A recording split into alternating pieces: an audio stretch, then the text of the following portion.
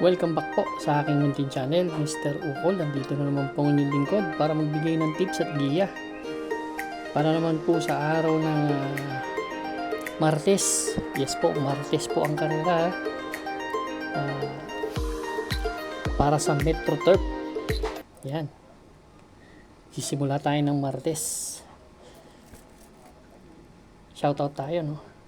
Shoutout, Boss Doc Nab, Kuya Buboy, Boss RB Borja, shoutout, Alan Mendoza, Sir Hil Manzano. Happy birthday kay Boss Rolly, yung owner ng Dangay OTB. Happy birthday po, bukas ang birthday niyan ni Sir Rolly, dyan sa Dangay OTB, Quezon City. At kay Nonoy ng taga Bago Bantay, Quezon City, binabati kayo ni Boss Chris Garcia. Shoutout Boss Chris. Boss yan, RB Borja. Start na po tayo. Medyo ang karera, medyo mahirap-hirap. Kung may mga masisilip kayong paninggil, huwag niyong kalimutang tayan. Pero sabihin ko sa inyo, mahirap ang karera bukas. Race number 1, ito po yung start ng ating winner take all event, covers races 1 to 7. Distansya po 1,200 meters, 3-year-old and above maiden race placer itong grupo na to. First choice ko po, entry number 3, Freedom Day. Actually si Freedom Day, medyo veterano sa laban, kailang beses na sumigundo to. Kalaban nito halos gumraduate na huling takbo nito last May 31 kila Wind Mill of Summer. Medyo mabigat-bigat, 129 ang pinreba. Pero last May 16, segundo yan kay Rush, may 128.6. Yan si Freedom Day, ilang beses na sumigundo yan. Yan ang aking first choice. Second choice ko yung magdadala ng bandera, baka si Excel. Ito kasi huling laban nito kila Red Mist. Actually, nabulabog ni Red Mist to unang takbo pa lang sa, hindi naman unang takbo, mga ilang takbo pa lang baka umento to at maiksi ang karera. 128.6 ang tinapos niyan 131, pero pwede mag-umento. Third choice ko si Maris Centuries, siya naman yung tumersero doon kila Red Miss. 1.30 medya ang preba. Race number 1 ang first choice, number 3 Freedom Day, second choice po number 1 Excel, third choice po number 5 Maris Centuries. Good luck po. Race number 2 na po tayo bayan karerista. Ito naman po yung ating pick 6 event, covers races 2 to 7. Dito meron tayong 8 entries, distansya 1,200 meters, pero ngayon rating base tayo 17 to 41. Dito ang first choice ko yung number 6 na si Primero Soldado.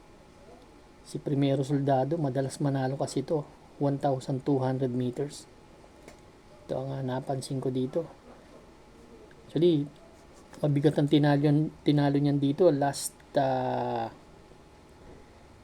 March 31, si California King at si My Diamond tinalo niyan, 114.2. At siya rin na nagpanalo, si Yara Ibase. Second choice ko, number 3, French Leather.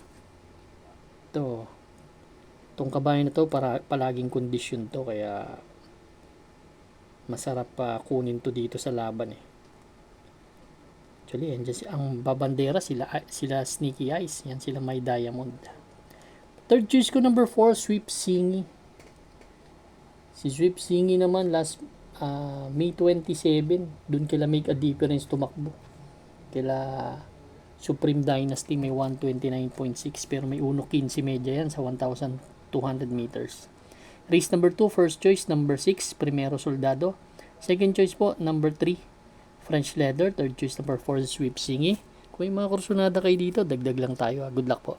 Race number 3 na po tayo bayang karerista. Ito naman po yung ating Pick 5 event, covers races 3 to 7. Meron tayong 8 entries dito sa karera na to. Distansya, ganun pa rin, 1,200 meters, 17 to 41 split. First choice ko, baka hindi nila malutya, si Leader of the Band. Napakatuli nito dito Si leader of the band, pwedeng mauna dito sa laban na to. At maiksi ang karera, baka hindi nila abutin. Second choice ko number 2 na si Imperial Queen. Dito rin nananalo yan. Si Imperial Queen. Gusto ko yung post position. Kaya yan ang aking second choice. Magbibigay akong third choice, yung number 8, Mustang Salik. May mga kursunada kayo, dagdag lang tayo. Race number 3, ang first choice number 3, Leader of the Band. Second choice number 2, Imperial Queen. Third choice po, number 8, Mustang Sally. Good luck po. Race number 4 na po tayo, Bayang Karalista. Ito naman po yung ating Pick 4 event, covers races 4 to 7. Meron tayong 7 entries, but 6 in betting options lang. First choice po number 1, Everlong. Actually, siya may best time kasi dito. May 1.16. Medya sa 1,200 meters. Mahirap din tong karera na to kaya yung mga kusunadan yung dihado, huwag niyong kakalimutan dito sa laban na to. Second choice ko number 2, si Taipan 1. Taipan 1, napakatulin. Kung mauuna at hindi nila malulutya, malaki na pag-asa manalo. Third choice ko yung number 4, si Essential Lady. May mga kursunada, dagdag lang. Race number 4, ang first choice number 1, Everlong. Second choice number 2, Taipan 1. Third choice po number 4, Essential Lady. Good luck po. Race number 5 na po tayo, Bayang Karalista. Ito naman po yung ating last extra double and last daily double plus 1. Meron tayong 8 kalahok lang dito, distansya 1,200 meters and another 17 to 41 split. First choice po number 6, Sahib. Although marami matulin talaga dito sa karera na to. Andyan si Noble Touch, Dixie Sky. Baka magbakbakan sa harap kasi. Yan ang aking first choice kasi although may tulin, di banderang kabayo pero pwedeng isunod lang dahil nandarito yung 2 and 3, baka magbakbakan. Si Dixie Sky may 2.23 medya yan. Nalundag yan ang aking first choice. Second choice ko yung number 5 na si Chiller. Baka ito makinabang. May 1.14.8 na tinapos to nakaraan. Segundo dumating, baka mapabor sa kanya yung bakbakan sa harap. Third choice ko yung number 3, si Dixie Sky. Si Dixie Sky kasi merong merong 2.23 medya na lundag. Segundo nakaraan to kay Luke Skywalker nung last May 13. 1.15 ang preba. Race number 5, ang first choice number 6, Sahib. Second choice po number 5, Chiller. Third choice po number 3, Dixie Sky. Good luck po. Race number 6 na po tayo, Bayang Karalista. Ito naman po yung ating the penultimate race. Yan, karera na to, no? Dito meron tayong 8 entries, 1,200 meters na distansya, 42 to 56 split yung grupo na to. Itong gusto ko yung the best of my love. Actually, bumaba ng konting grupo. Actually, kasi yung grupo nito talagang matataas. Kaila Royal Salute, Neferure, doon lumalaban yan, kaila Exalted. Last May 27, pang-apat dumating yan, kaila Royal Salute, Neferure. 128.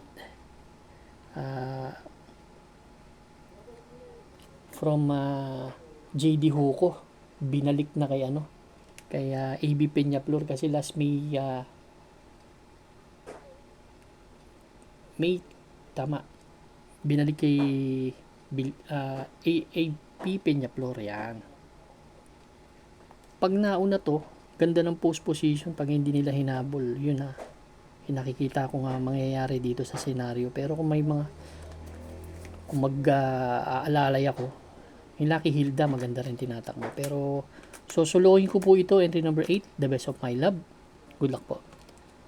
Race number 7 na po tayo, Bayang Karalista. Yan, mabilis tayo Last and final race for Tuesday night racing. Paratingan po ng ating mga exotics. Winner take all, pick 6, pick 5, pick 4.